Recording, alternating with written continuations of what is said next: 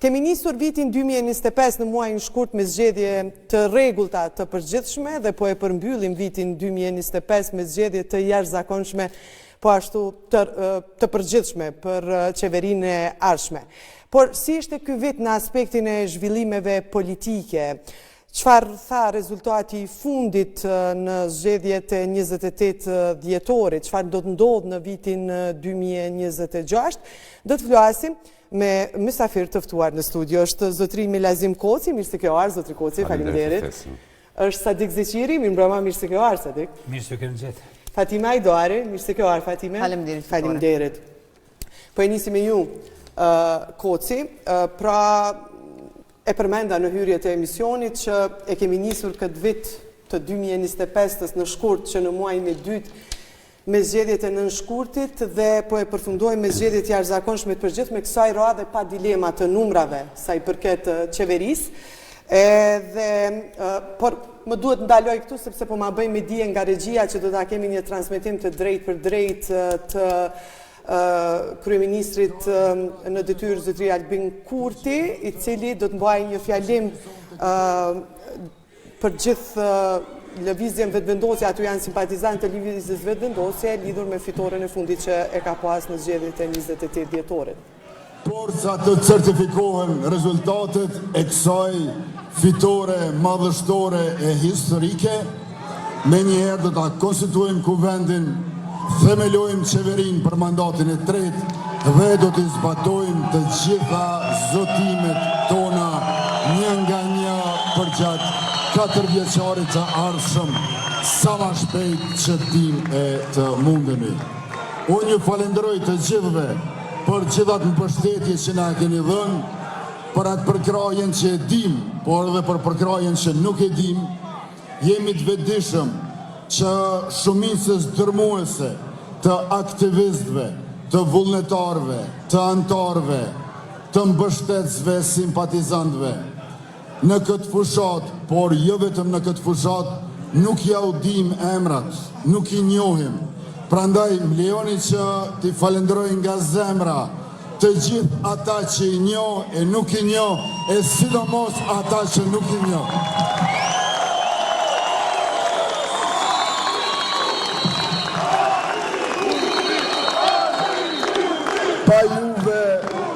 Pa juve nuk do ta kurorzonim fitoren e së dielës me 28 dhjetor, një fitore e cila jehoj fuqishëm në krejt rajonin e Ballkanit, por edhe më gjerë.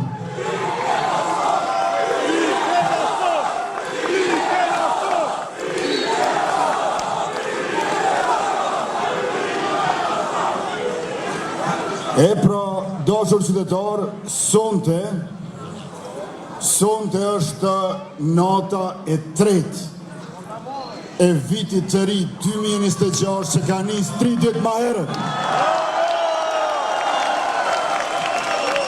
Ashtu si që kemi paralajmëruar, viti i ri si vjet ja nisi me 28 dhjetor, sonte është nata e tretë para festës e nesër mbrëma është aspekti formal e zyrtar i vitit të ri 2026. Leoni që posaçërisht t'i falenderoj bashkëdhetarët tonë, mërgjimtarët tonë, gjitha ato motra vëllezër të cilët erdhën nga Evropa, Amerika dhe nga viset edhe më të larta të botës, pikërisht që ta sjellin 3 ditë më herët si vjet vitin e ri.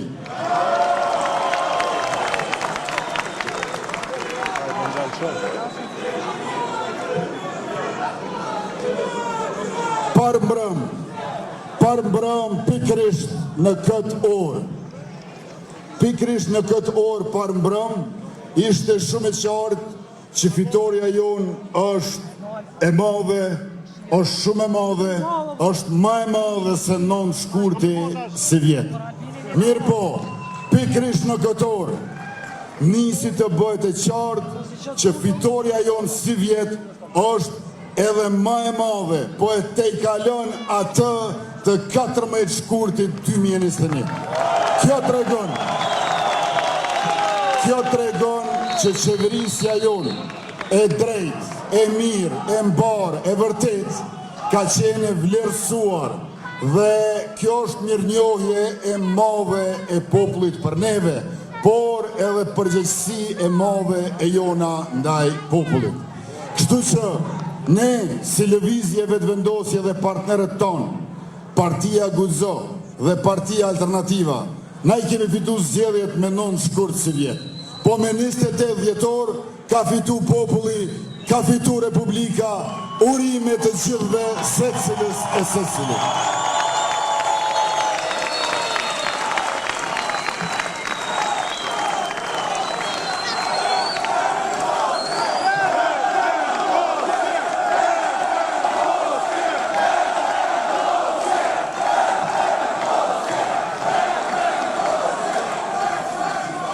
Ne që vendosim vetë vendin tonë do të ngrisim lartë e më lartë, edhe si ekonomi e arsim, edhe si kulturë e sport, edhe si shëndetësi, mbrojtje e siguri, prandaj na presin shumë punë në javët, muajt, vitet në vijim. Le të jemi bashkë dhe aktiv, por si shtemin e vetëvendosje, kush qëndron fiton, e sonte festoni derisa mund të qëndroni. Ju uroj një mbrëmje të këndshme dhe shumë shëndet juve e familjeve t'juja, shumë suksese profesionale, personale e politike gëzuar 2026. Ju dua fort.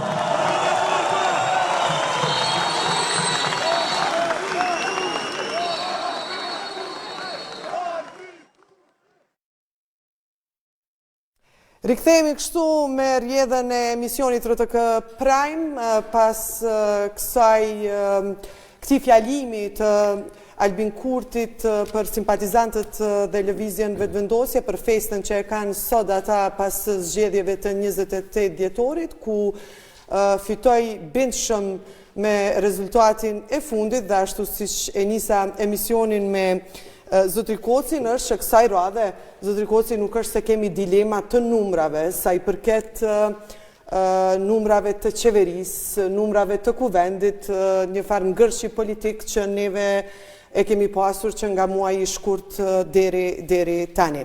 Para se me diskutu këtë pjesën e vitit 2025, do ndalemi pak për të analizuar këtë fjalim të Zotri Kurtit, bazuar dhe në fjalimin që e ka pasur me njëherë pas zgjedhjeve të 28 dhjetorit, është analizuar si një fjalim më I qetë se sa në zgjedhjet e nënshkurtit, në kuptimin edhe të retorikës, në kuptimin edhe të frymës së bashkëpunimit, kur flet edhe për marrëveshje ndërkombëtare, edhe për çështjen e presidentit apo presidentës, edhe mënyrën se si I drejtohet simpatizantëve të vet. Çfarë flet kjo realisht? Këtë drejt plotësisht. Zoti Kurti edhe të dielën mbrëma, po edhe sonte, do të thotë, nuk ka doza triumfalizmi, nuk ka doza euforie, është më I qetë, më stabil, dhe kjo paralajmëron, unë kisha për të një tjetër kryeministër Kurti në mandatin e ardhshëm 3-4 vjeçarës. Një kryeministër më pak populist dhe më shumë pragmatik, më të disponuar për bashkëpunim edhe me opozitën, po besoj edhe me bashkësinë ndërkombëtare. Këtë vërtet e besoj sepse do të jetë në favorin e tij që ta bëj këtë riorientim në mënyrë që të ketë qeverisje të qetë stabile për 3-4 vite. Këto paraqitje të tij, edhe të dielën mbrëma, edhe sonte sinjalizojnë do të thotë një kthes të tij, e thash pak më parë, një kryeministër më pragmatik, më pak euforik, dhe besoj më produktiv. Kur e mendon rezultatin e ka shumë më të mirë, po madje shumë më të mirë se të nënshkurtit. Dhe një gjuhë e tillë flet sepse nuk pranon më që të ketë një narrativ siç ka qenë në këto muaj të ngërshit, në kuptimin që një fjali që e kishte thënë në datën e nënshkurt I është përmendur, I është diskutuar, I është pyetur disa herë pse e ka thënë dhe tani ka qenë më I kujdesshëm karshi edhe konkurrentëve? Besoj që po, ka nxjerrë mësime nga ajo përvojë, do të thotë. Tani, vërtet e ka më lehtë, sepse krimin e qeverisë dhe konstituimin e parlamentit e ka fare të lehtë, do thotë, nuk ka asnjë problem ta konstituoj parlamentin dhe ta formoj qeverinë, ndonse do të thënë megjithatë pas 2 muaje Kosova do të ballafaqohet edhe zoti Kurti me një sfidë bukur serioze në zgjedhjen e presidentit ose presidentes dhe aty duhet siguruar 80 vota dhe këtë fjalor më të butë tani unë e shoh në këtë prizmë, në prizmën e pritjes së tij që mos ketë ngërsh, mos ketë probleme në sigurimin e 80 numrave për zgjedhjen e presidentes ose presidentit. Para se ta diskutojmë presidentin, sepse do t'jetë në rrjedhën e këtij emisioni, po dëshiroj ndalim të zgjedhjet e 28 dhjetorit. Ne, diku një ditë para hapjes fushatës zgjedhore Koci, kemi qenë pak a shumë në këtë përbërje në këtë studio, edhe secilin prej jush e kam pyetur për këtë ndryshimin e rezultatit. Pak a shumë të gjithë keni menduar që do të përsëritet rezultati i nënshkurtit. Për juve ky 28 dhjetorit befasues? Unë nuk kam pritur këtë rezultat, për të qenë sinqert, kam pritur reprizën e nënshkurtit. Ku mendu që ajo është rezultati më i pritshëm, por ajo që ka ndodhur në 28 dhjetor, mu mendoj që është dhurat e opozitës që i ka bërë zotit Kurti dhe vetëvendosjes. Opozita, pa hyrë tani në detale tjera, të dështimeve tjera, ka bërë një gabim fatal. Në këta 9 muaj, gabimi më fatal i opozitës ka qenë momenti kur ka refuzu të votoj qeverinë e pakicës së zotit Konjusa. Ajo qeveri ka qenë në favorin e opozitës, jo në favorin e vetëvendosjes. Pse ka qenë në favorin e opozitës? Opozita realizon të 2 objektiva po ta voton të atë qeveri.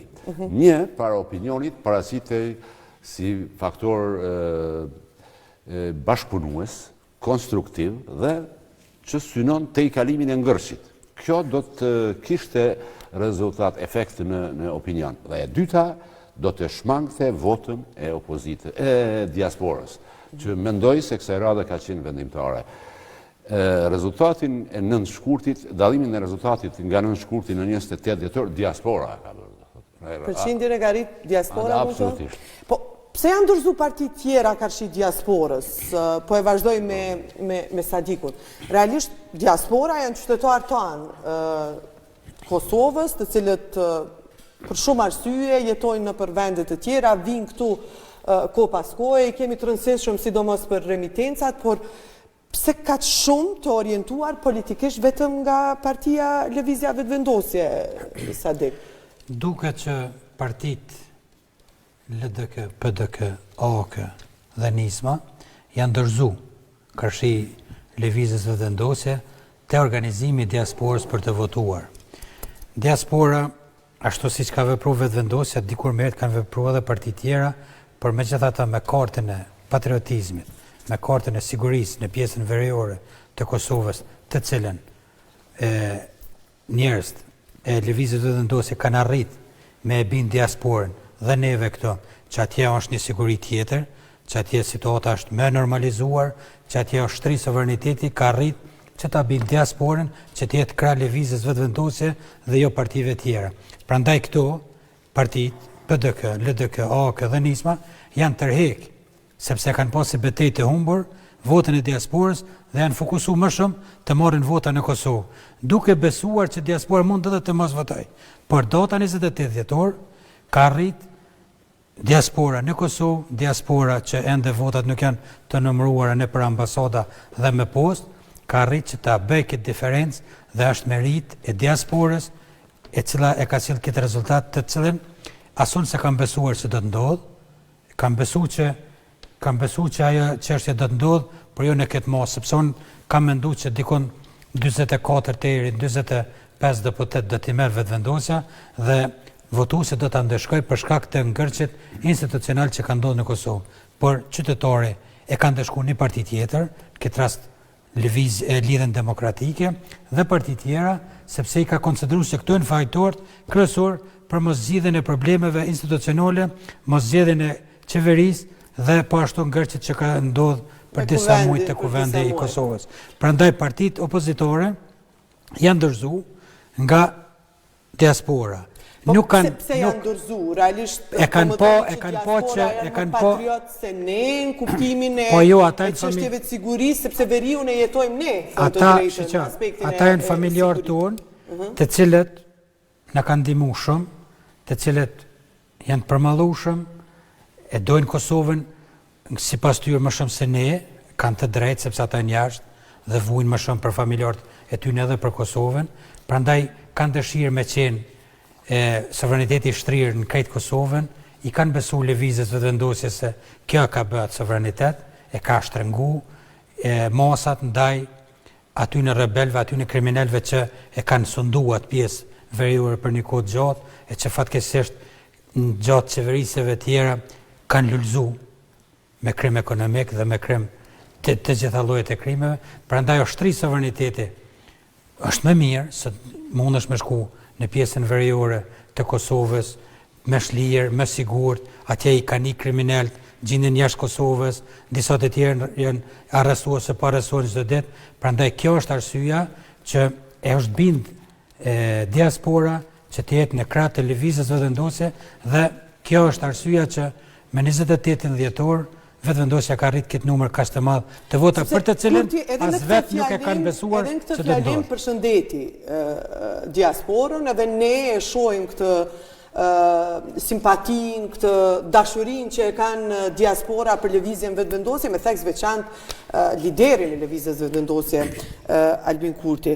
Por ajo që unë po du me analizu në këtë pjesë, adik është pse nuk ka arrit asnjëra parti politike qoftë edhe për aspektin e sigurisë edhe të veriut, por edhe në aspektin e ofrimit me qytetarë tonë në diasporë, mi pas pjesë të elektoratit, sepse duket që është përqindje shumë e madhe, ku ka ngabuar realisht. Unë e thash edhe porës, po tash po e përsëris, partitë politike janë dorëzu për diasporë.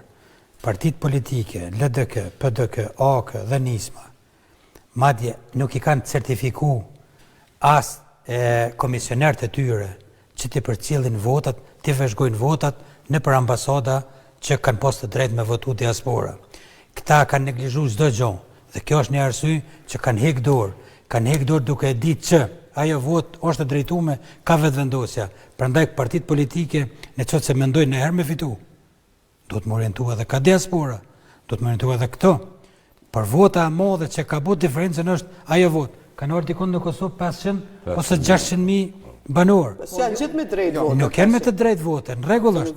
Po ai kanë ndikuar edhe te familja vet. A kanë pas të drejt me votu 100.000 vet, 50.000 vet? Në siguri. Në zgjedhjet e shkurtit 2025, vetëvendosja ka marrë dikon 393.000 vota. Ndërsa tani ka 433.000 vota vetëm në Kosovë, po diasporën. Pra këto është diferenca që është bo. Edhe vota diasporës që do t'jetë 60% ndoshta për vetëvendosjen, por edhe vota to që janë rrit është shtim i votës nga diaspora. Ata kanë ardhur të familjarët e vet. Si të duk fjalimi i Kurtit sonte dhe po më vjen mirë që ka ndryshuar gjunga komplet edhe zotit Kurti, por edhe liderëve tjerë të cilët kanë konkurruar për kryeministët e vendit.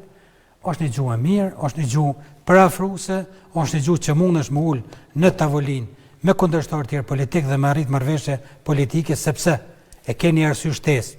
Gjuha polarizuese nuk ekziston më, të paktën pe sodit ose pe 28 dhjetor. Prandaj është e mirë që ka mundësi që të zgjidhen shumë probleme, ka mundësi të votohen shumë ligje, por është një problem që në muajin mars kemi zgjedhjen e presidentit ose presidentes dhe pa një marrëveshje politike, asnjë matematik nuk e bën numrin 82. Do të bëjmë këto kalkulimet pak më vonë pas analizës Fatimës për fjalimin, për mënyrën e festës realisht edhe natën e zgjedhjeve, edhe sonte për konferencën të cilën e ka mbajtur Kurti kur flet për afrimin që do ta ketë me opozitën për marrëveshjen ndërkombëtare.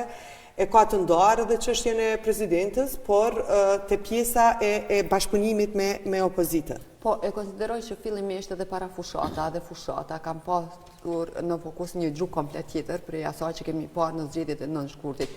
Konsideroj që edhe deklarata e Kurtit në datën e 9 shkurtit ka qenë më shumë mlef ose irritim për shkak të rezultatit të cilit ai nuk e ka pritur që do ta merr në ato zgjedhje. Ndërsa sa i përket deklaratës në zgjedhjet e 28 dhjetorit, i konsideroj që është reflektim mbi atë se çfarë ka ndodhur dhe pjekuri politike e cila do duhet të ndodhte edhe në datën e 9 shkurtit, por megjithatë ka ndodhur me datën 28 dhjetor dhe kjo është gjë e mirë.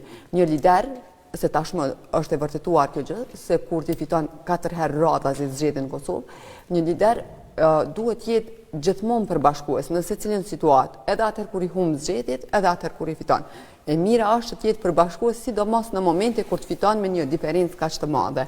Unë e pranoj, edhe të gjithë e pranojmë, që një ndikim shumë të madh në fitoret e lëvizjes vetëvendosje pa diskutim ka edhe Mërgata dhe diaspora jonë që i themi, por megjithatë duhet theksuar që mbështetjen më të madhe Kurti merr brenda vendit, sepse nëse ne këtu po vendosim ose po kalkulojmë që merr diku 10% nga diaspora të ardhur, megjithatë pjesën tjetër 40% që na po e merr brenda vendit. Mërgata, diaspora janë produkti joni, janë produkti familjeve tyre. Ata kursi narrativën për Kosovën e ndërtojnë mbi atë që dëgjojnë prej familjarëve tyre. Ka edhe raste kur ka përjashtime, po janë raste shumë të vogla. Për të kësaj e konsideroj që edhe subjekte tjera politike është dashur të paktën në ato pika ku qeveria ka pasur sukses, e një ndërto është pa diskutim me ju, tjenë bështetëse, sepse është në interes. Për shembull, kujtohet kur zoti Haradinaj ka pas vendosur të shtyjë përpara çështjen e ushtrisë të Republikës së Kosovës me ligj, pa ndryshime kushtetuese, lëvizja vetëvendosje në atë kohë si subjekt opozitar vendosi ta mbështes këtë gjë dhe të uroj qeverinë dhe kryeministrin e asaj kohe për këtë vendim. Do të thotë ka kalkuluar gjithmonë. Kjo është pa diskutim edhe në intereset të tyre si subjekt opozitar, po ka kalkuluar dhe ka marrë këto hapat e rëndësishëm për të treguar një bashkëpunim sa i përket qeverisë dhe opozitës. E konsideroj që edhe opozita duhet bëj kundërshti gjithherë, por megjithatë jo në pika ku është interesi i Republikës Kosovës. Dhe kjo pikë nuk është vetëm në interes të lëvizjes vetëvendosjes dhe kryeministrit Kurti. Kjo pikë është dashur të jetë pika përbashkuese të gjithëve. E konsideroj që 2-3 momentume të cilat opozita si ka lexuar mirë dhe ka vazhduar t'i kundërshtoj deri ditën e fundit, ka ngjallur irritim te masa, irritim tek qytetarët e pastaj është përkthyer në mosmbështetje.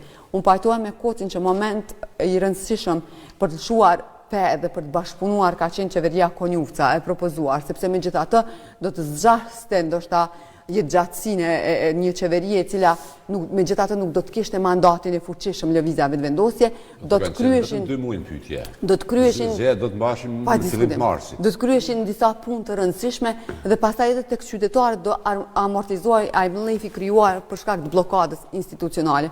Por megjithatë nuk e votuan. Moment tjetër shumë i rëndësishëm ka qenë bashkëpunimi potencial mes vetëvendosjes dhe LDK-s, kur u ofrua si mundësi bashkëpunimi. Sot do të kishim një realitet krejt tjetër në teren. Askë nuk u marrë dhe nuk u përkthye si në favor të LDK-s. Një tjetër momentum ka qenë edhe propozimi për një qeveri të pakicës me nismën socialdemokrate, e cila shkoi për të ambicieve të tyre politike për të marrë njërën nga pozitat më të rëndësishme në shtet, e sot janë në shtëpi. Domethënë, është e rëndësishme të kalkulosh për të marrë gjithçka, por nganjëherë tendenca për të marrë gjithçka të përfundon duke marrë asgjë, si situatën e nismës socialdemokrate. Domethënë, janë këto momentume të rëndësishme të cilat janë kuqur në vazhdimsi dhe mbi të cilat ka fituar kryeministri Kurti. Ku e kanë bazuar këtë rrugën politike këtë partitë opozitare, në kuptimin që nëse 28 dhjetori au dha një rezultat të tillë, realisht cilat kanë qenë kalkulimet e tyre politike, si e LDK-s për mos me shku në koalicion, si kjo ideja mos me votu qeverinë Konjufca, si kanë kalkuluar realisht, apo edhe për ata është ky rezultat befasues, në kuptimin që nuk e kanë menduar një vetëvendosje më të 50% siç ka qenë ajo e 14 shkurtit të 2021-s. Ata është dashur ta projektojnë këtë rezultat. Ne si analistë, si vërgus, ne mund bëjmë këtu analizë, po flas për njerëz që janë ata kanë ekipe, ata është dashur, ne mund t'ja huqim, sepse ne nuk kemi ekipe prapa veti. Ata kanë ekipe, cilat do duhet ta studionin situatën. Për shembull, me numra po e marrë, për ta analizu këte që po pyet. Numri I votuesve të PDK-s nuk ka lëviz, ka mbet aty. Ramje drastike ka LDK-ja, ka ramje drastike prej 170.000 vota në 118.000, do thot gati 30%. Dhe ka rritje vetëvendosja, do thot sa I bie, sa ka qenë LDK-ja? 170.000 ka qenë në nën shkurt, tani ka rënë në 118.000. Kjo është 52.000 vota më pak, në 170.000 vota ti humbës 52.000 vota është gati 28%. Është shumë brenda 9 muaje.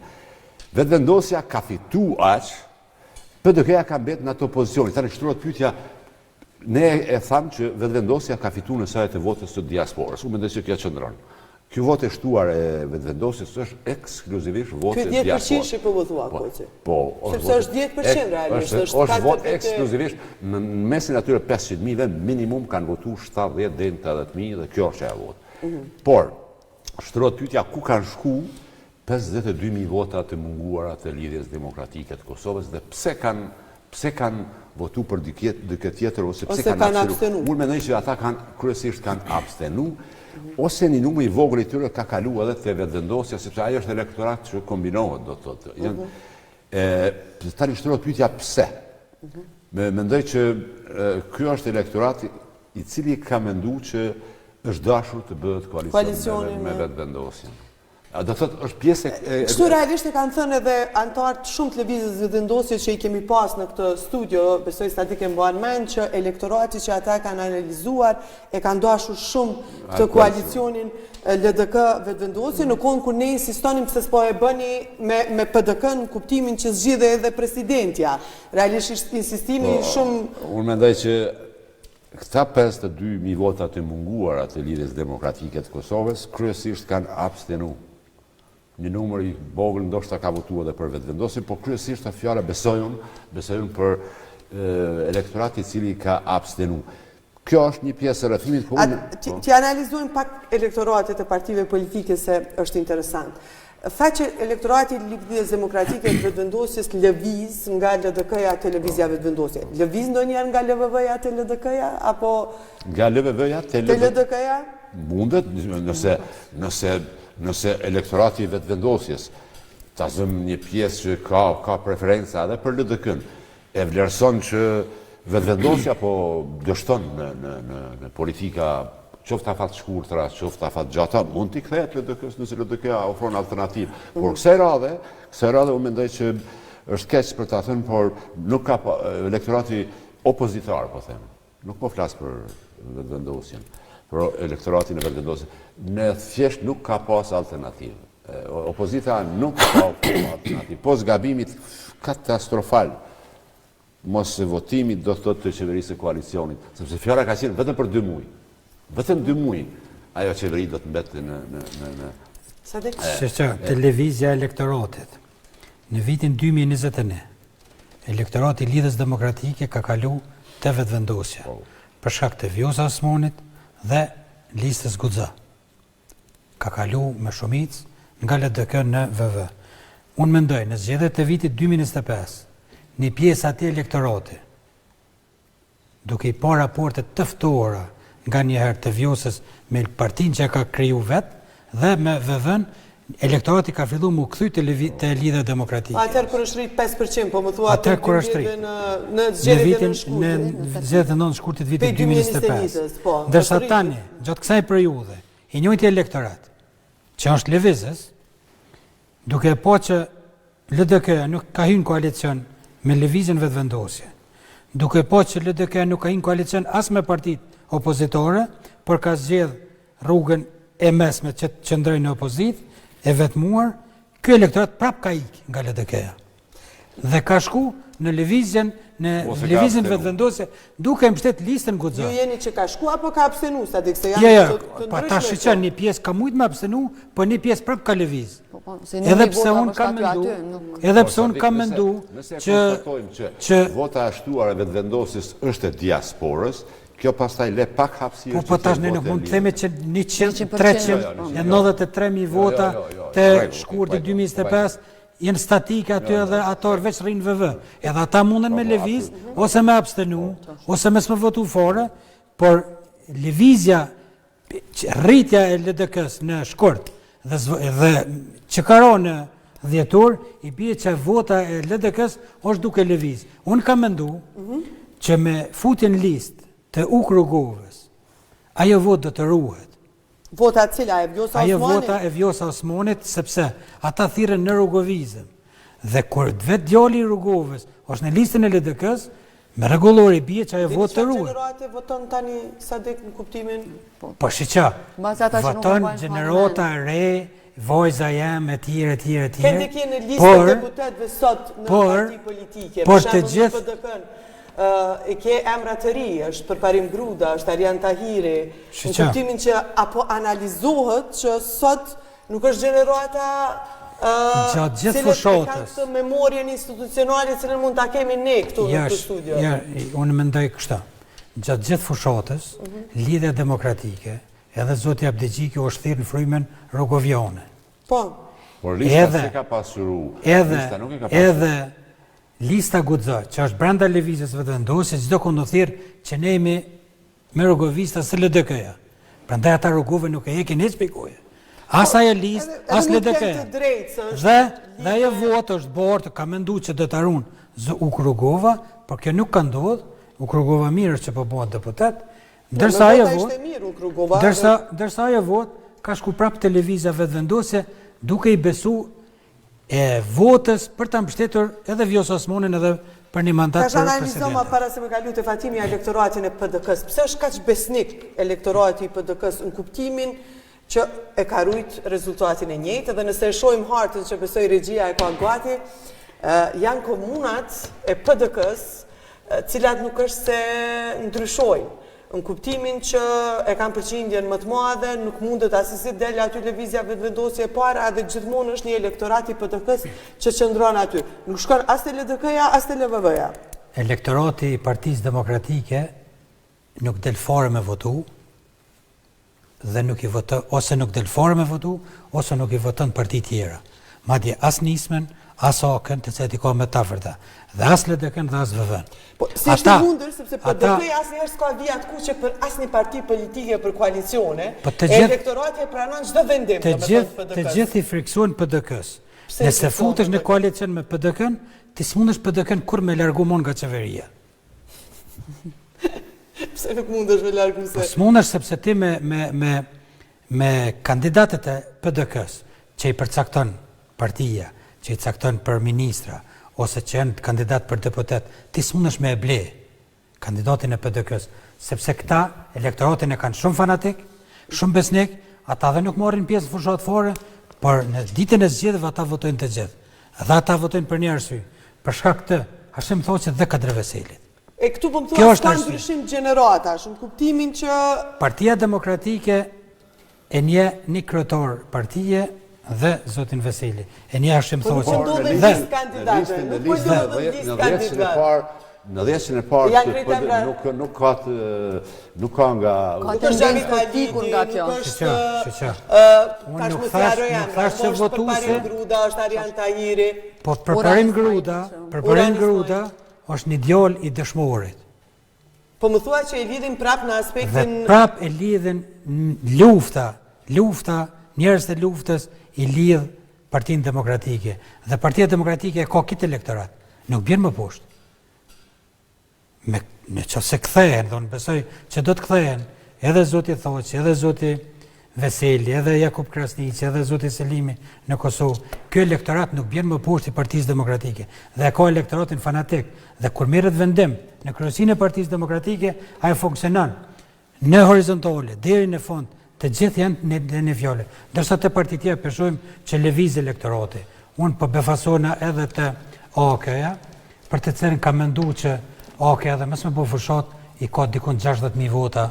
Sa i kishte tani? Tani ka 50.000 vota kote, për pak numra është 50.000, dhe kam besu që ajo dhe të rritet, por nuk është rrit. Po në aspektin e deputetëve i ka ra më mirë se kur ishte me nismë. Unë kam besu.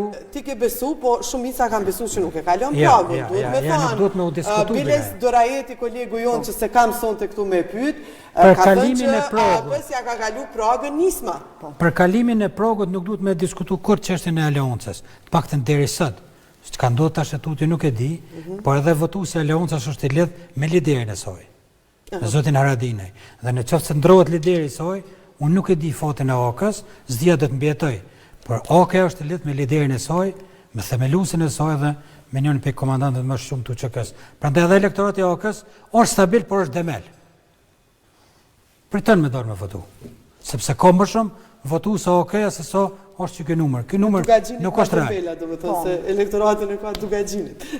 Jo, e konsideroj që sa i përket konsistencës të votuesve të PDK-s, lidhi ndoshta edhe me shtrirjen pak a shumë ku ata i kanë bastionet e tyre që dihet mirë filli, cilat janë Skënderaj dhe Drenasi, me rikuperimin e zotit Ladrovci atje konsideroj që kanë arritur truan të vot, por mos ta shtojnë atë sepse dihet që nuk pati bashkëpunim me zotin Limaj. Sa i përket AK-s, unë të studioj kam thënë disa herë dhe jo pse kemi në telashe me figurën e zotit Haradinaj përkundrazi, unë kam respekt, por megjithatë, siç e thatë edhe ju, gjeneratat e reja, gjeneratat të cilat ndoshta vetëm e kanë dëgjuar prej familjarëve këtë pjesën e luftës, pavarësisht të respektit që kanë, ata nuk i lidh absolutisht asgjë, edhe janë në kërkim të liderëve që janë më të ri, duken më modern, janë më afër me të rindet që ata përcaktojnë. Kjo është gjë që u ka ndodhur gjitha shteteve, është e pashmangshme që do të ndodhë dhe tek ne.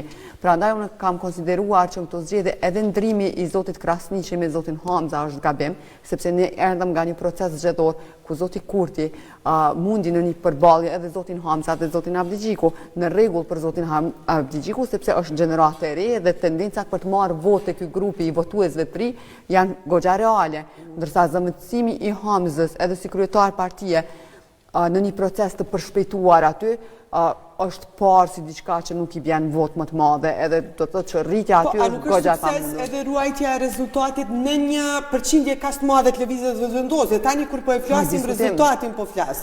A nuk quhet sukses që një kryetar i cili ka marrë partinë një muaj më herët, që nuk arrihet reformohet, realisht po shihet që lista ka qenë suksesshme në momentin që në kuvend ke emra të tillë të cilët edhe në debate televizive është folur për ekspertizën e tyre në fusha të ndryshme dhe thënë të drejtën pavarësisht partive politike, jemi të lumtur ku në lista të deputetëve hyjnë emra dhe ekspert të fushave ndryshme, cila do parti që është. A nuk do duhet quaj sukses kjo apo do duhet kërkoj përgjegjësi edhe prej e konsideroj që ky është sukses më shumë i mbështetësve të PDK-s. Për konsistencën e tyre për të mbështetur subjektin e tyre politik. Ndërsa nuk e konsideroj si sukses një lideri i cili vazhdon të mirëmbajë atë përqindje për të mos rritet, sepse nuk përcjell as entuziazëm, nuk përcjell as shpresë për të rritur një ditë. Ndërsa sa i përket LDK-s, fatkeqësisht u ndodhi edhe një herë ky regresi i madh, që pavarësisht që nuk është 12%, por megjithatë nuk është prit një ramje kaq e madhe, sepse kemi pas aderime, hapje të subjektit politik, dhe kjo konsideroj që ka ardhur pak a shumë për shkak të këtyre gabimeve në kalkulime që ka bërë më herët zoti Avdigji. Edhe ndoshta humbjes së identitetit si parti. Pajton. Ti fole për brezinëri që është domosdoshme. Është domosdoshme. Dalin në skenë, por rasti i LDK-s flet diçka tjetër. Flet për mungesën e brezit djetër. Në rastin e LDK-s, unë mendoj që do të thotë mirë që ka njerëz të rinj, edhe në moshë do të thotë, edhe duhet jenë aty. Por distancimi nga fryma e vërtet rrugoviane, nga kuadrot që kanë qenë afër zotit Rugova, ish presidentit Rugova dhe që aktualisht janë në institucione qoftë universitare, qoftë tjera shkencore, por që nuk janë në LDK, mendoj që është një nga faktorët ose të paktën nuk janë ofruar gjatë fushatës, të paktën që janë parë sinjalin se mund mos kem pranuar të jenë pjesë listave. Kjo ka bërë që LDK-ja të humbi identitetin e vet. LDK-ja është dashur të ecë me kohën dhe të ndrojë gjeneratën, por jo krejtësisht, jo komplet të ignorojë gjitha kuadrot që i ka pasur dhe që sot janë në Prishtinë, në Pej, në Gjakov, në Prizren, dhe janë në institucione këtu që unë nuk duhet të përmend emra. Po janë emra shumë të respektuar, emra që kanë kontribu shumë për ngritjen e LDK-s dhe pas një shpjegim, ata nuk janë më në radhë, jo vetëm në radhët e para, por fare nuk... Dhe unë mendoj se LDK është duke paguar edhe atë çmimin. Çmimin e tjetërsimit nga identiteti i vetë. Çfarë do të ndodhë realisht me partitë opozitare në kuptimin do ta kërkojnë këtë reformën, thanë që do të ketë reflektim, do të ketë marrje të përgjegjësisë. Abdi Gjiku në fjalimin e 28 dhjetorit, siç e bëri me dije, nëse mund ta lexoj mes rreshtave që mund të ketë kërkesë për një dorëheqje, pastaj do dihet se po çfarë mund ndodh me LDK-n? Unë mendoj që LDK si duhet nuk mjafton vetëm dorëheqja e zotit Abdi Gjiku. Nuk është çështje vetëm te zoti Abdi Gjiku, është problem më i thellë. Atë që thash, kanë filluar ta humbin identitetin e vetë civile demokratike e Kosovës, si partia e parë pluraliste. Nuk identifikohen më me ato vlera që do duhet të ishin të pranishme të ata. Mendoj që nuk e përjashtoj mundësinë që zoti Abdi Gjiku, ai vetë paralajmëroi. Në fjalimin e tij natë praktikisht ai paralajmëroi dorëheqjen, tani nuk di nëse do t'i pranohet, por LDK-si duhet më shumë. LDK-si duhet ndryshimet rrënësore kadrovike, reforme thellë, nëse nuk dëshiron të rrezikojë largimin nga skena politike e Kosovës, sepse kjo është rënja e dytë, ramja e dytë e madhe. Nëse ky trend vazhdon, LDK-ja rrezikon të marginalizohet krejtësisht në skenë. Pse rrezikon LDK-ja dhe nuk rrezikon AK-ja? Ka që rastisht po e bëj këtë pyetje, po LDK-ja a mund thuhet që rrezikon që nuk ka bastione, në kuptimin që e ka pas një PD-jev, cilën nuk e ka më, e ka lëvizja vetëvendosje, edhe Prishtinën që gjithmonë nuk dihet fituesi deri në fond, nuk është ndonjë fitore bindse asnjëherë, siç është për shembull fitoria bindse e PTK-s në Skenderaj, në Drenas, fitoria bindse e OAK-s në Deçan, edhe në Gjakov. Pra, a i bjen që LDK-ja edhe në mungesë të bastioneve, që e kanë këtë votën e garantume, mund të rrezikoj të ardhmen e vetë politike. Kjo gjithsesi, kjo por edhe ajo që thash, do thotë, unë tani po e quaj eksperiment, po në thojza, po fus, nuk e mendoj që ka qenë eksperiment, po kjo çfarë ka ndodhur me LDK në viteve të fundit, 3-4 vitet e fundit, vërtet është eksperiment. Dhe rezultatet që i kanë në zgjedhje tregojnë që ka qenë një eksperiment i dështuar. Do thotë kanë ardhur personalitete të reja, unë tash nuk po i cilësoj çfarë, janë në moshë më të re, dhe kjo është mirë, por rezultati nuk është ai që është pritur. Por kundrazi do të bish në 13% në një situatë kur pretendon pushtetin, është rënje shumë e madhe dhe rrezikshme për LDK. Unë besoj që do të ketë lëvizje shumë të mëdha brenda LDK-s në periudhën e ardhshme, lëvizje tronditëse, ose në të kundërtën nëse vazhdohet me këtë logjikë. Me këtë logjikë do të thotë ne do të vazhdojmë, ne jemi LDK-ja rrezikon të bjerë edhe 90% dhe të marginalizohet në skenën politike të Kosovës. Të mos mund të pretendojë me pushtetin, po si një parti e cila u bashkohet tjerëve. Edhe nëse më lejo të shkurto, nuk e konsideroj që AK qëndron më mirë sa i përket kësaj tendencës për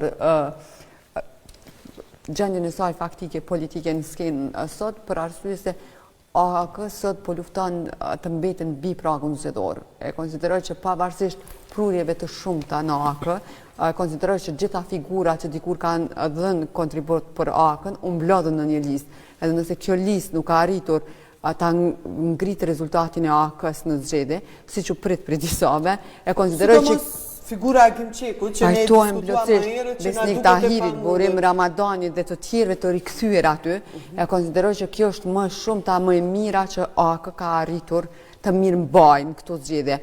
Megjithatë, me votat e diasporës, ende nuk e di këtë formulën se sa do të arrijë të mbeten mbi prag. Këtë analizë Fatime po e bëjmë në një moment që nuk ndikojmë në rezultat. Jo, nuk ndikojmë në rezultat, por realisht ne po e bëjmë këtë analizë në një moment kur ka një përqindje shumë të madhe të një partie politike. Dhe ne jemi dëshmitar që përqindje të tillë dikur ka pasur edhe lidhja demokratike të Kosovës me liderin Ibrahim Rugova. Kështu që kjo mbjetesa prag edhe pak më shumë është më e vështirë se sa në rrethana kur një parti politike fiton 35% dhe i duhet dikush në koalicion. Mendoj që vështërsia është në këtë fazë që jemi.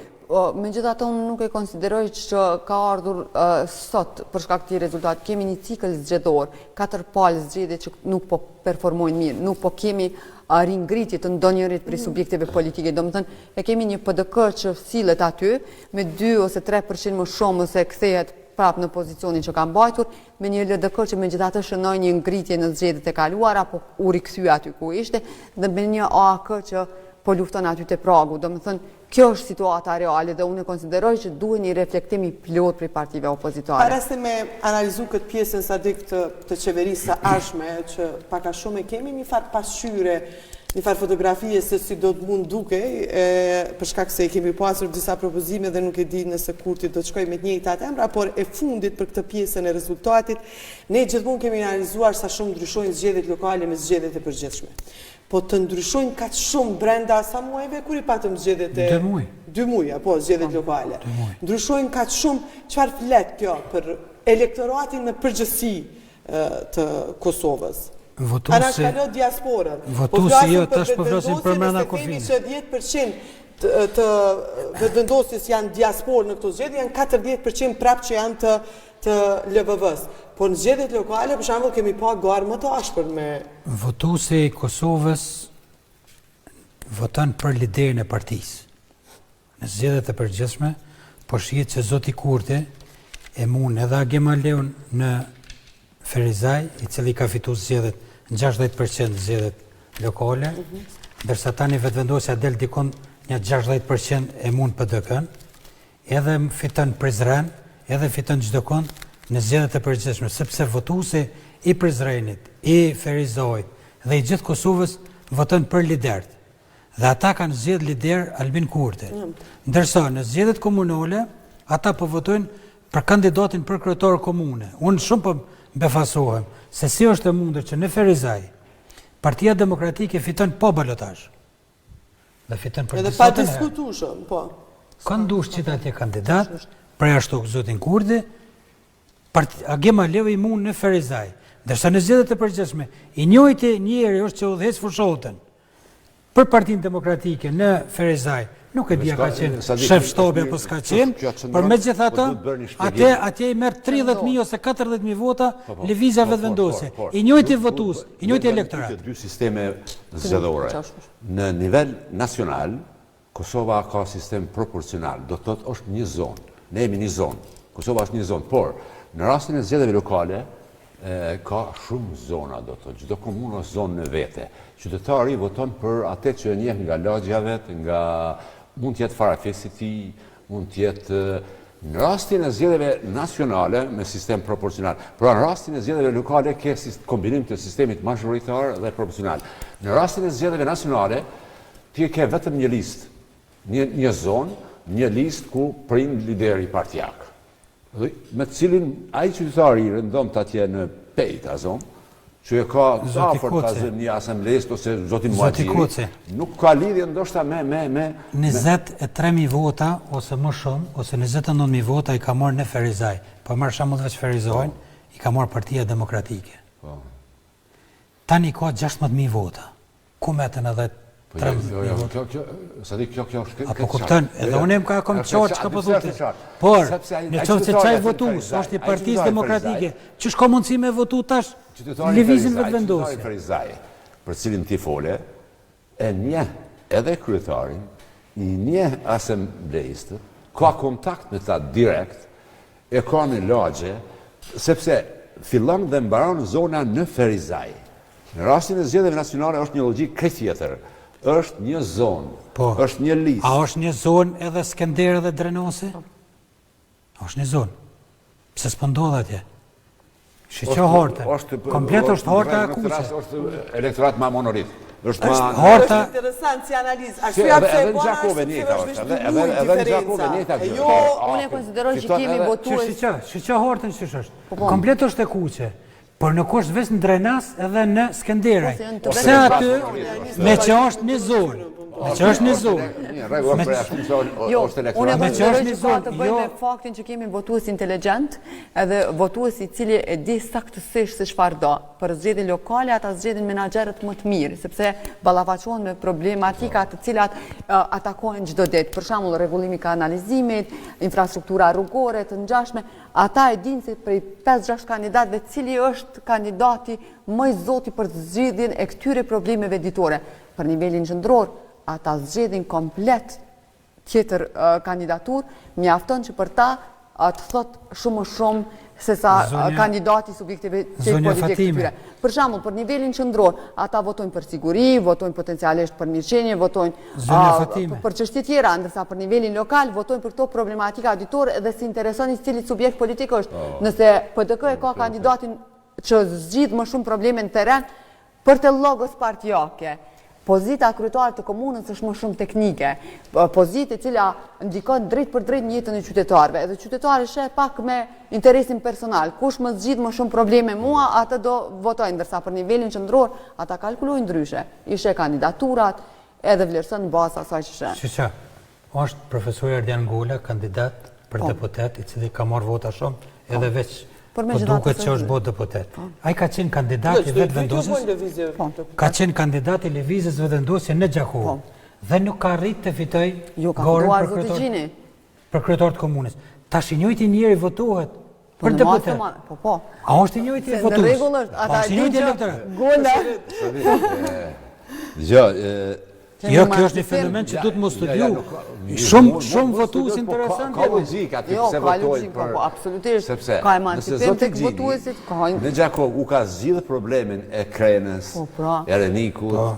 Dhe nuk besojnë që ja u zgjidh problemin e Veriut, po më thua apo çfarë? Jo.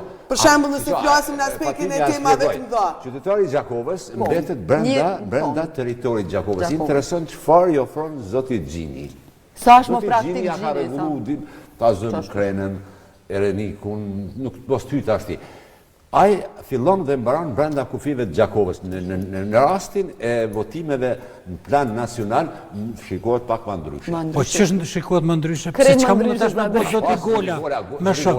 Zoti Gola ka pasur vota në ballafaqim me Xhinin, ka pasur mjaft vota. Po të kuptoj ty, edhe unë po të kisha pas të drejtë në votun, por unë po befasonem me elektoratin, me votuesen, i njëjti votues. Në tetor voton kundër këtij kandidati dhe tur e voton njëjtin kandidat. Ta ndron hartën. Po se tash ka pas zoti Xhini, ka pas vetëm zoti Gola. Në nivel qendror. Kjo pjesa tjetër. Kocina imi krejt kurështar më ditë se kush është kryetari i kuvendit edhe kemi qenë shumë të lumtur që ka ndodhur me herën e parë. Kryetari i kuvendit mendoni që do të shkojë me përbërjen e njëjtë Kurti. Nuk e di sa ke mujt me pa emrat e ministrave, pas ka me shku pa koalicione dhe kësaj rade, kështu që ai do të shkoj me emrat që... Tikon e vynë edhe 5-6 votat të minoriteteve dhe është votohet edhe kryetari i kuvendit, edhe kryeministri. Janë garantuara, besoj, në kuptimin që kanë qenë edhe në ditët më të vështira të Kurtit. Ja, është e zgjedhur kjo problem, sepse është... Mendoni që do shkoj ajo fotografi e kabinetit qeveritar, paka shumë nëse i ke mbajt mend emrat e ministrave? I ku mbajt mend, po s'jemi sigur që do të propozohen ata, po nuk e konsideroj këtë çështje shumë të rëndësishme. Sepse zoti Kurti e ka të sigur, do të thotë formimin konstituimin e parlamentit, pa asnjë problem procedural. S'mund ta pengon askush, do të thotë. I ka numrat 66, 67 do t'i ketë, mendoj. Do ta formoj qeverinë, gjithashtu pa asnjë problem. Nuk mendoj që kjo çështje për debat madh. Ken do ta vë zëvendësë ministri, ministra, jo, ministrat janë interesant. Janë interesant për vetë faktin. Po për vetë faktin që ka është në pozitën që të emëroj pa diskutim me ndonjë parti të opozitës. Është pozicion shumë komod, do të thotë. Nuk besoj që shumë shpejt do të formohet edhe parlamenti edhe qeveria, siç e tha zoti Kurti sonte. Po, e tha në fillim fjalimin. Mendoj që problemi kyç në Kosovës është tani, nuk është qeveria, është çështja e presidentit. Mendoni që me emrat njëjtë Fatime Sadik? Mendoj që kryetari i kuvendit do të jetë zonja Albulena Axheva, ashtu që është prezantuar dhe propozuar në pas zgjedhjeve të Ministri i Punëve të shkurtër. Jashtme Konjufca për shembull. Ministri i Punëve të Jashtme dhe zëvendës kryeministrit do të jetë Konjufca sigurisht. Cili ka qenë roli i Gërvallës më Ministre e ndihmoni pak? Drejtësisë, Ministre e Ministre e Drejtësisë Drejtësisë ka do qenë të jetë Gërvalla. zonja Gërvalla. Dhe zëvendës kryeministri Besnik Pashtu. Beslimi në qeverin Konjufca, cila nuk u votu, ka qenë ministri i transportit Po, në vend të zotit Bash. në vend të zotit Basha. Avni Zogjani ka qenë ministri i Ministri i Arsimit, Arsimit, po. Nagaci nuk ka qenë askull. Jo, s'ka qenë Nagovci dhe nuk ka qenë ministre e tregtisë është tash. Rozeta nuk ka qenë Rozeta nuk askull. ka qenë askund. Okej, domethënë ministri i Kulturës. Ministri i Financave, Fatmir Spahiu se Fatmir Spahiu, ministri i Kulturës, sigurisht veç e kish urua dhe fituar në vetëvendosjes, sigurisht që do të jetë ministër. Edhe e Kuran Maroti, ministri i Financave, Rizvanulli, ministri i Ekonomisë, ashtu ka qenë e propozuar.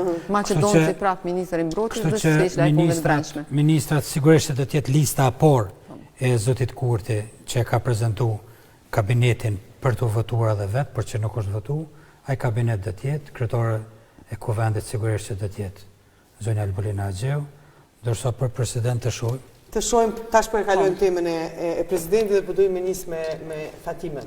Ajo që sot e shqetëson, nëse mund ta them, në kuptimin edhe zgjedhjeve të shpeshta qytetarin e Kosovës, që a do të arrihet që kjo marrëveshja politike, ndoshta në parim, d'akordancë për një emër, për presidentin apo presidentin e Republikës Kosovës. Data e fundit është 4 mars, me sa di me kushtetuti bie 30 ditë. 7 mars më duket. Jo, 4 mars, sepse me 4 prill s'ka dhënë mandati i zonjës Vjosa Osmani dhe sipas kushtetutës duhet në 30 ditëshin, në ditën e fundit të 30 ditëshit. Pra i bie 4 marsi. Që i bie edhe 2 muaj realisht, nuk ka më shumë kur duhet nisin këto diskutimet. Mendoni që do të zgjidhet Fatime? Unë konsideroj që për shkak të asaj që ka përfaqësuar zonja Osmani si presidenti i Republikës Kosovës, ka pasur një mandat, mund të themi jashtëzakonisht suksesshëm pas skandale, përfaqësim dinjitos, të paktën në këndvështrimin tim, sepse njerëzit janë të lirë ta mendojnë edhe ndryshe. Ka bërë punë të mirë dhe përfaqësim jashtëzakonisht të denjë sa i përket Republikës Kosovës dhe konsideroj që imazhi i Kosovës ka qenë i përfaqësuar jashtëzakonisht mirë. Gjykuar mbi këtë, e konsideroj që zoti Kurti si kryeministër i jashtëm do ta ketë të rëndësishme të mirëmbaj zonjën Osmani në pozitën e njëjtë, sepse konsideroj që ka qenë një binom që ka stabilizuar njëri tjetrin edhe në raport me faktorin ndërkombëtar, kur njëri ka qenë më jashtë, tjetri ka qenë më balancues edhe kundërta.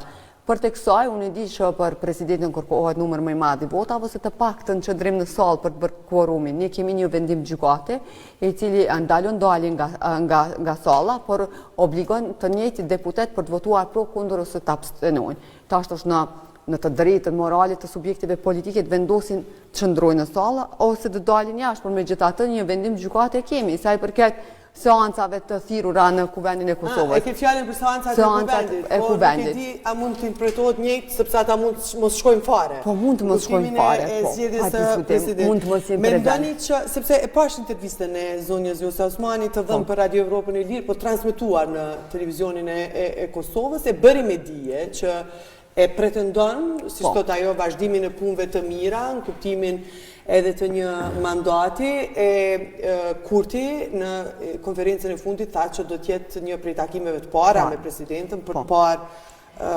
Por megjithatë konsideroj që zonja Osmani nuk do ta thoshte në këtë konferencë nëse nuk do të kishte një dakordem të mëhershëm ose një konsult paraprake me Kurtin, sepse po çfarë parti tjera politike?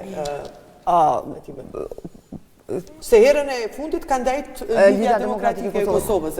Fitore konsideroj që kësaj radhe ka gjasa të qëndrojnë edhe të tjerët marrë parasysh që roli destruktiv u pa që nuk mbështeten nga qytetarët dhe nëse ata vendosin të bojkotojnë ose të ndjekin të njëjtën logjikë se në zgjedhjet paraprake edhe ta dërgojnë vendin edhe një herë në zgjedhje, atëherë rreziku për të përsëritur një sukses edhe më i madh këtij binomi, sepse qytetarët tashmë është parë që në masë të madhe po pëlqejnë këtë qeverisje, këtë model qeverisës, madje për zonën Osmani ka edhe një pëlqyeshmëri goxha të madhe tek elektorati.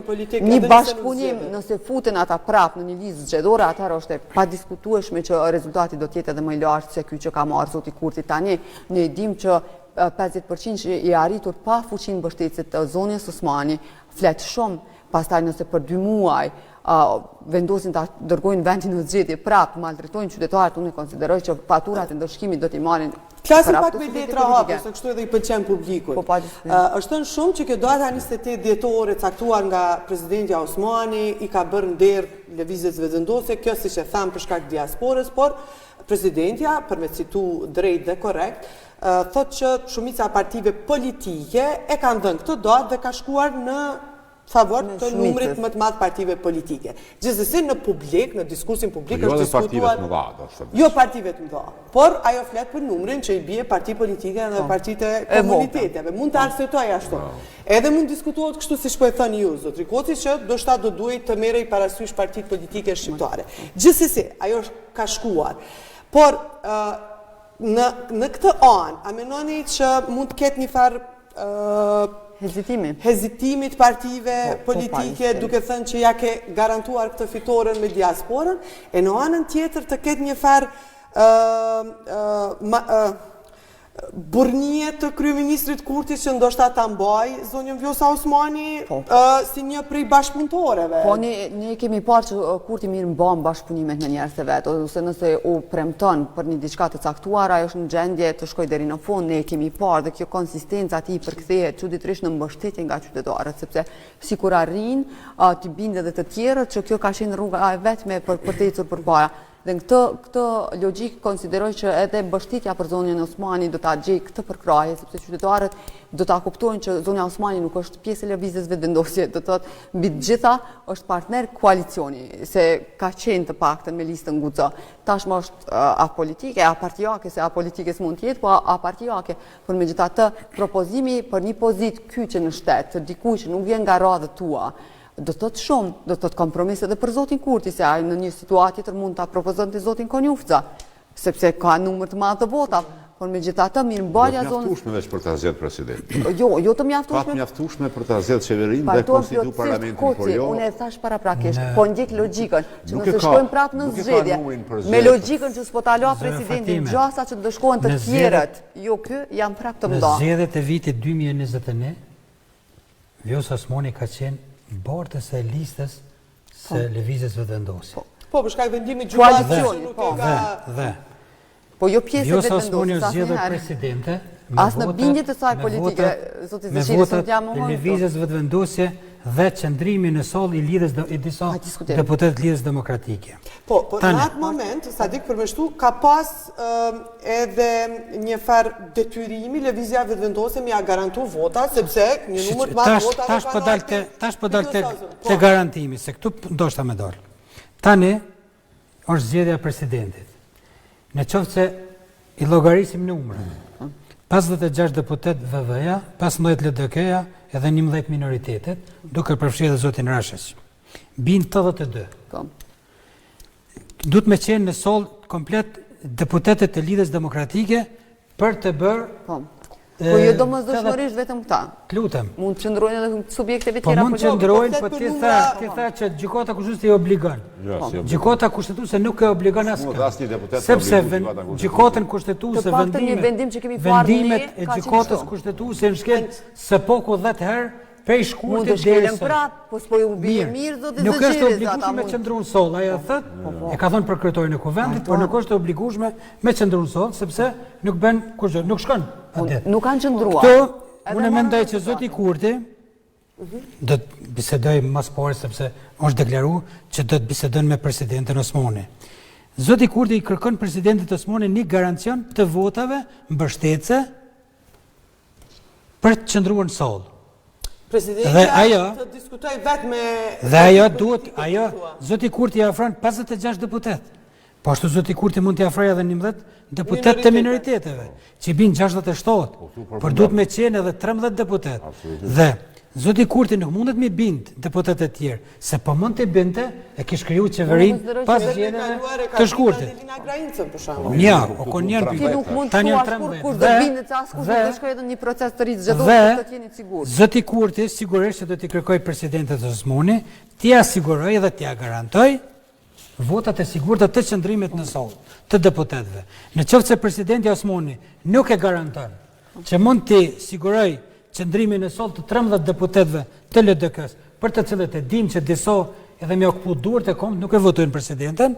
Jo, domosdoshmërisht duhet votosh, duhet të qëndrosh në sallë, që ajo Po kalon. thomën se me votu duhet 61, por me qëndru në sallë duhet 80. Koci ata kanë ndejt herën e parë. Do të rinë edhe tani me këtë rezultat. Nëse filin këta do të rinë ata tjerë që nuk duan të shkojnë në një proces zgjedhor të kushtueshëm. Po dikush për deputetëve për ta bërë këtë shumë. Mirë, Asnjëherë s'kemi shkuar në zgjedhje për presidentin. Asnjëherë s'kemi shkuar. Folëm që merret një vendim i kryetorit partisë dhe të gjithë deputetët e dëgjojnë zërin e tij. Dhe në qoftë se presidenti Osmani nuk i garanton zotit Kurti 13 deputet që do të qëndrojnë në soll, zoti Kurti fort nuk e propozon presidentin Osmani, nuk e rikandidon, nuk e shkon me emrin tjetër? Jo, ai mos pori e bisedon, e konsulton presidentin. Mund të sigurosh 13 deputet me qëndru në soll? Ajo thot po ose jo. Me pas nëse nuk ka garancion zoti Kurti duke e njoft veprimet e tij, zoti Kurti ofrohet partive opozitore, edhe kërkon ose e provokon. Po pra. Jo, shiqo. Zoti Kurti, qysh në janar, zoti Kurti. Nuk mund të realizojmë me vetvendosja sepse nuk do të jetë diaspora. Zoti Kurti. Vjosa Osmani me të? Zoti Kurti, qysh në janar, tha që do të filloj me realizimin e premtimeve, se por e voton buxhetin. Që është kryesore. I voton marrëveshje ndërkohë që atë disa nevojitën të nevojë. Por të çështja e presidentit, zoti Kurti do të konsultohet me presidentin aktuale, do të provokojë, nëse qoftë se presidenti nuk garanton që mund të sigurojë të vota, do të provokojë opozitën me ndonjë emër nga jashtë kuvendit Kosovës. Jo, fare, s'do të vim na. Ose do të ofrojë një bashkëpunim me njërën prej partive, e cila ja garanton votat. Dhe me ja garantu votat është vetëm ose lidhja demokratike ose partia demokratike. Nuk do të kemi bashkëpunime të tilla. Unë mendoj që situatë e qartë, e kam dëgjuar intervistën e zotit Kurti në këtë temë, në këtë studio, në RTK. Dhe e ka thënë atë që tjetër, po e ka thënë edhe një tjetër. Edhe një fali tjetër që ka pasur kohë pas kohë mos pajtime gjatë këtij mandati. Edhe unë besoj në pjesën e parë të asaj që ka pasur një krizë marrëdhënieve në momentin që zonja Vjosa Osmani ka shkuar në kuvend dhe ka folur që qeveria po luan bixhoz me faktorin ndërkombëtar. Ka qenë publike realisht. Në këtë moment, këto janë situata të balancimit për cilën fola më herët, sepse megjithatë ata duhet marrin. Faza e parë është ajo që tha Sadiku. Unë besoj që zoti Kurti vërtet do t'ia ofrojë zonjës Osmani votat që ai disponon, do thotë. Por që ajo t'i kërkojë 13-14 vota tjera. Nëse zonja Osmani nuk do të mund t'i sigurojë ato vota, unë mendoj që ajo do të bjen si kandidaturë, sepse zoti Kurti nuk ka pse shkakton rrezik të zgjedhjeve tjera për një emër, qoftë ajo dhe zonja Osmani, dhe e dyta shkaktoi plasaritje, thellim të mëtejmë të përçarjes me opozitën, sepse opozita në fazën e ardhshme zotit Kurti i duhet për marrëveshjet ku duhen 2/3 e votave janë po për dialogun i duhet. Edhe për dialogun edhe më shumë. Për dialogun edhe më shumë.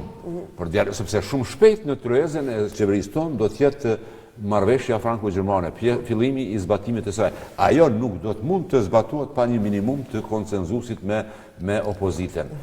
Atë konsenzus, i cili është i domosdoshëm për qeverinë e ardhshme të Kosovës, nuk mund të jetësohet nëse me dhunë, nëse me çdo kusht imponohet një kandidat. Edhe nëse rikujtojmë që Kurti heti dorë dhe nga kryeministri, unë personalisht mendoj që mund të jetë edhe një prej analizës. Personalisht mendoj që zonja Osmani aktualisht nuk e ka mbështetjen e opozitës, pas një pjesë të opozitës. Se mendoni kështu? Mendoj kështu sepse zonja Për shembull, për shkak të aktivitetit në LDK ka pasur një farafarësie me Abdigjikun. Edhe ka pasur pak emra brenda LDK-s, të cilët nuk është se e kanë dëshiruar Vjosa Osmani. Mendoni që janë rritur më shumë tani koce në kuptimin se unë po flas për LDK-n, se nuk e dija mund të jetë edhe PDK-ja në po flasë për LDK-n, ka më pak zëra pro Vjosës presidentit? Ka zëra kundër zonjës Osmani. do të thotë eksponent shumë të lartë LDK-s e kanë deklaruar publikisht që nuk do t'japin, nuk janë për Po nuk e ka thënë edhe Lumir Abdigjiku. Nuk e kanë thonë, po nëse analizojmë deklaratimin e Abdigjiku ka qenë Musa Osmanit, Lumir Abdigjiku është një vot dhe tani me zëri Lumir Abdigjiku nuk do të dëgjohet brenda listës së deputetëve. Duhet ta përmendoj mendimin. Ta çoj deri në fund. Mendoj që e thash, zoti Kurti do t'ja ofrojë atë mundësi zonës Osmanit nëse ajo siguron numrin shtesë të votave. Nëse jo, unë mendoj se zoti Kurti do të dalë me një propozim tjetër, me një kandidat pavarur, i cili do t'jetë unifikus, faktor unifikus, aq sa është e mundur. Gjashtë politike puntua. Jo partijak, po, absolutisht. Jo partijak, kandidat i cili afron skenën politike e jo ta përçaj me tutje. Momentalisht Kosovës i duhet jo thellimi i përçarjes, po i duhet... Unë nuk e di realisht, ku të më falë që po të ndërhyj, nuk e di për cilën përçarje po flet. Nuk pritë që zotja Abdigjikut ketë më shumë përqyeshmëri për Kurtin e Kurti për Abdigjikun. Nuk kemi asnjë lloj përçarje. Absolutisht s'kemi përçarje. Kemi pas tendencë për të shkuar në zgjedhje duke tentuar për të rritur si subjekt politik që është krejt normale. S'është reflektuar në kalkulimin. Politika çasti Kjo është përçarje më të madhe. Absolutisht nuk qëndron. Lejo tash të lutem veç ta përfundoj mendimin. E konsideroj që LDK dhe PDK do të bashkëpunonin pa asnjë lloj problemi, është thënë pastaj për disa deputetëve në studio të ndryshme televizive, nuk kemi tentuar disa herë jemi takuar me PDK, po si kemi pasur numrat për të bashkëpunuar. Do të thotë nuk ka qenë çështje polarizimi dhe mos Çka ka ndodhur ta 10 muaj? Po a di çfarë ka ndodhur? Kanë menduar që kjo fal. Po më lutem tash koti tash lutem dëgjom se do të dëgjova aty. A di çfarë ka ndodhur? Partitë opozitare kanë lexuar situatën në terren gabim, ose të paktën kanë pasur pritshmëritë që ky ngërçi që është krijuar, kjo bllokada do t'i faturohej zotit Kurti, rrjedhimisht do të bie edhe 10%, e pastaj të tjerë do ta bëjnë qeverinë vetë dhe do të rrugtojnë, e që është krejt në rregull. Për të kësaj është krejt në rregull. Riskun e kanë bartë secili. Njëjtë e ka bartë edhe zoti Kurti, duke shkuar në zgjedhje. Se ku ju faturua ndryshe, u kuptua pastaj në zgjedhje. Dhe konsideroj që Republika e Kosovës kurrë asnjëherë s'ka shkuar në zgjedhje për shkak të ngërçit të presidentit. Kthehuni edhe shihni historikun, gjithmonë dikush është kthyer në sallë, gjithmonë dikush e ka ngritur një dorë më shumë dhe gjithkush ka ardhur pas gjyqësore. Kështu ka analizën e kështu do ndodh. Unë mendoj që më produktivja për qeverinë e ardhshme të Kosovës të kryesuar nga zoti Kurti është një kandidat i pavarur. Një kandidat i pavarur i cili është i pranueshëm edhe për opozitën. Për vetëvendosjen dhe për opozitën, sepse Kosova është lodh, Kosova është ngop me përplasje, me pavarësisht asaj që thot Fatimi, ne që 10 muaj ofendohemi, ka oratori urrejtje në skenën tonë politike dhe këte nuk duhet, nuk ka nevojë ta dëshmoj, është koha të ulen tensionet dhe në fazën e ardhshme pikërisht qeverisë së Kosovës dhe zotit Kurti i duhet afrim me opozitën. Prandaj ky fjalor i butë i zotit Kurti paralajmëron një Kurti tjetër, një kryeministër tjetër i cili është më pragmatik, i cili don mbështetje të opozitës, afrim me opozitën, sepse do të ballafaqohet me obligime shumë të mëdha të cilat ai ka marrë në marrëveshjen franko-gjermane. Për këtë i duhet marrëveshje. A e tha unë pres bashkëpunim sa i përket marrëveshjeve ndërkombëtare, për të cilat e ka risteksuar disa herë, që është përgjegjësi edhe opozitës. Bashkëpunimi mund të realizohet nëse ka konsenzus. Po jo ti imponohet tash pakicës. Po që Kurti nuk rrezikon për zonjën Vjosa Osmani zgjedhjet. Jo, nuk ka pse të rrezikoj zoti Kurti. Pse të rrezikoj zoti Kurti zgjedhjet? Nuk ka. Nuk ka, po a rrezikon pra ta bëj edhe një herë? A mund të rrezikoj Kurti të shkojë në zgjedhje nëse s'ka pse të rrezikoj, zoti Kurti e thash, do t'i ofroj mundësinë zonjës Osmani, nëse aja mund t'i siguroj 15 vota tjera, nëse jo, unë mendoj që zoti Kurti do të kërkoj një kandidat të pavarur, asa është mundur gjendet në Kosovë një kandidat të pavarur, i pranuar nga opozita, nga atyra. Pra, do të se ndërtoj një konsenzus me opozitën rreth presidentit, i pranueshëm për vetëvendosin edhe opozitën dhe kjo do të jetë shumë e shëndetshme për Kosovën në këtë moment të Nuk mendoj, polarizimit. zavendësimin e një njeriu që ka treguar me gjithë atë sukses dhe imazh të mirë me zavendësimin e një emri që potencialisht nuk e dim kush mund të jetë. Osmani vetët një jetën politike, nuk do të Jo, thotë kjo që ajo. vetëm ta përfundoj. Me emrin e një njeriu që potencialisht mundet me qenë konsensual e mundet me përfaqësu vendin shumë më keq në situatën ku jemi, e konsideroj që mund të jetë gabim shumë i madh. Dhe besoj mbi këtë do të kalkulojnë edhe subjektet politike tjera. Po bim se ne Besoj që mbi jemi këtë kundër kalkulojnë. presidentes Osmani. Jo, Ne absolutisht, nuk kemi po e kundër diskutojmë, po e kandidaturës diskutojmë. së saj. Por nuk mundesh ti me thonë që nuk duhet me ndru Unë jam presidenten. i parë kandidaturave grave, por me gjithë atë depozita. Po, ka mundësi të ndodhë, por unë e konsideroj që... Po mund tjetë, edhe do të ishte e dëshirueshme të jetë femër. Po mbi të gjitha konsideroj që për të jasaj të qenurit grua e konsideroj që duhet të tregoj edhe një efikasitet dhe sukses në atë që bëjnë. Kosova ka shumë gratë. Pa diskutim, nuk po e diskutoj këtë, vetëm e konsideroj që nëse kemi një model të suksesshëm pse duhet të tregojmë jo konsistencë dhe ta largojmë dikën se mos po pëlqen për shkaqe partitë opozitore kur s'ka. Më duket jo racionale kjo. Edhe për subjekteve opozitare, potencialisht po tisha unë deputete ndonjë nga subjekte tjera politike, një kandidaturë të tillë edhe po të vinte nga PDK-ja ose AK-ja zona Osmani, do ta Nuk ka qenë kështu diskusim me... Opozita nuk e konsideron faktor unifikues më zënin Osmani. Se ka konsideruar e thonë çdo ditë sepse dhe dota 28 vjetor ka qenë një prej dotave që e konsideroj që prej presidentit Rugova. Kur më Kosova s'ka pas një emër konsensual për president, kur asnjëherë, në asnjë fazë. Qoftë zonën Jahjata, pavarësisht presionin ndërkombëtar, shumë prej partive politike ma ditë se kanë respektuar fare emrimin e saj aty, se emrim ka qenë. Për tek saj e konsideroj që edhe zoti Fatmir Stediu përveç mos pajtueshmërisë me subjekte tjera politike ka pas mos pëlqyeshmëri edhe brenda grupit vet me këto përplasje. Nuk e kuptoj pse detyrimisht duhet të jetë unifikues dikush që vjen prej subjekteve politike. Dhe për ta marrë dikën pastaj nga jo partijak. nga partitë politike në fali. E konsideroj që për tek saj duhet të ndjekur interesi i vendit. Dhe nëse po flasim për interesin e vendit, mendoj që duhet propozuar prap dikush që ka sjellur ose ka ndihmuar në sjelljen e katër njohjeve të reja, ka kontribuar për gjatë proceseve të shumta, da ka përfaqësuar jashtëzakonisht mirë. Jo, kjo e 100 njohjeve ka qenë shkolla pavarësisht kushtuar dhe pastaj marrja e njohjeve në blok nga dihet kush, po, për të qenë në faza të vështira. Që kanë qenë kandidat për president dhe që nuk janë mbështet nga partitë politike, dhe që nuk janë mbështet nga deputetët brenda kuvendit të Kosovës.